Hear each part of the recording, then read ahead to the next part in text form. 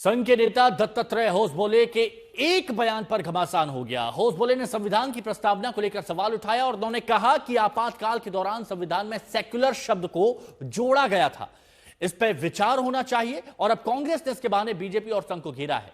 कांग्रेस ने कहा है कि संविधान के प्रति बीजेपी संघ की मंशा ठीक नहीं है।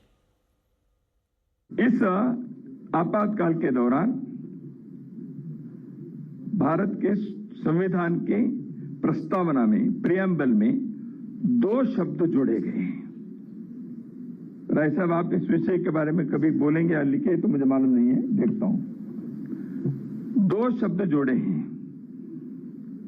हम सब लोगों को मालूम है सेक्युलरिज्म और सोशलिज्म के, वो प्रस्तावना में नहीं थे पहले, तो इन दो शब्दों को प्रस्तावना में जोड़ा।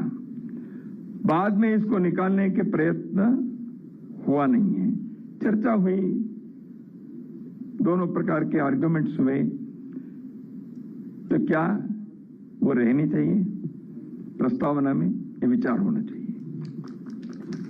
क्योंकि मैं जानता हूं संविधान के निर्माता डॉक्टर बाबा साहेब अम्बेडकर जी के नाम जिस भवन पर है, उसमें मैं खड़े होकर बता रहा हूं, ये बाबा साहेब अम्बेडकर ने जो संविधान बनाया था उस के प्रस्तावना में ये दो शब्द नहीं थे। इमरजेंसी में जब देश के मौलिक अधिकार नहीं थे, देश के संसद नहीं था,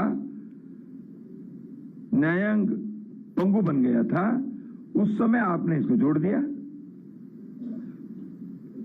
तो इसलिए ऐसे कई बातें आज भी समीक्षा करने के लिए हैं।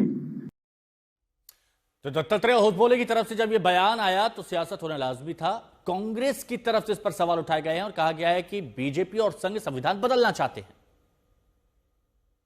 जो साजिश थी, जो अंदेशा था, वो हिडन एजेंडा दत्तात्रेय जी की जुबान पर आ ही गया।